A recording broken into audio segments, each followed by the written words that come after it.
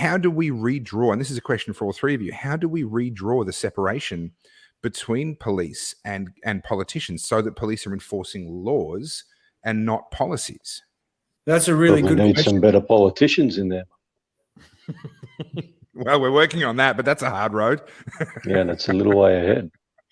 Oh, But look, goodness. it can come down to every individual officer, and you've got to ask them, what is the line you draw in the sand personally where you say no further?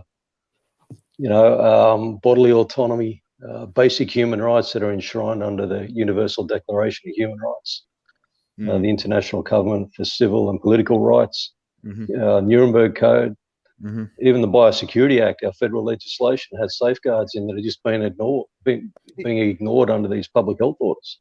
Even the so what's the Hippocratic line? Oath. Yeah, exactly. What's the line an officer draws in the sand and says, I'm not going to cross that line? So you reckon it comes down to individual courage of the officers? There isn't really necessarily something that could be done at a higher level to really reinforce that separation between the two? It's difficult. I think the starting point is to actually challenge our fellow police officers around the country to first up consider their use of force, consider their discretion, tactical disengagement. And as I've said previously, there's a mindset with a lot of officers that we will win the interaction at any cost. And that is just a ridiculous mindset to carry forward over a very minor offence.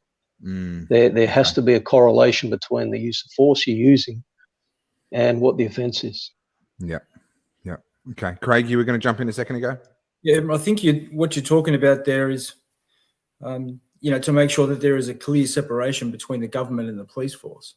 Because you don't want to ever have a situation where, the police force, and it's a community police force. We're not a military police force. We're a community police force. We do this for a job. And at the end of the day, we take off our uniform, we put on our clothes, and we go back home, and we're part of the community just like everybody else. Yeah. And the police need to remember that. And so in my personal opinion, I don't think that the chief of police should be a political appointee. I think it should be completely independent of the government. It should be somebody from within the police force. And perhaps we even go down the path of what they do in the US and vote these people in and have them accountable to the people, so that if they're not doing a job in accordance with people's expectations, they can be voted out. Well, this is the interesting thing. You watch something like Blue Bloods, which is a TV show that my wife loves. And one of the strong sort of sub-themes, subplots of this entire series is the police commissioner butting heads with the mayor and constantly having to pull the mayor back into line and say, hey, we don't do that around here. This, we're not here for you. We're here to enforce the law equally for everybody. And I feel like there's some tough conversations that aren't being had in the higher echelon, certainly in Victoria. Those conversations aren't happening.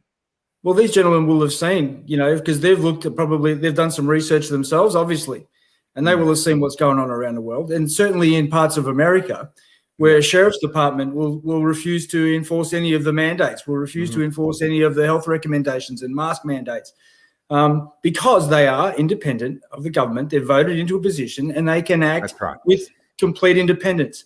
And that's the sort of thing that I would love to see. I would love to see the police, based on evidence, say to the government, what you're doing is not correct.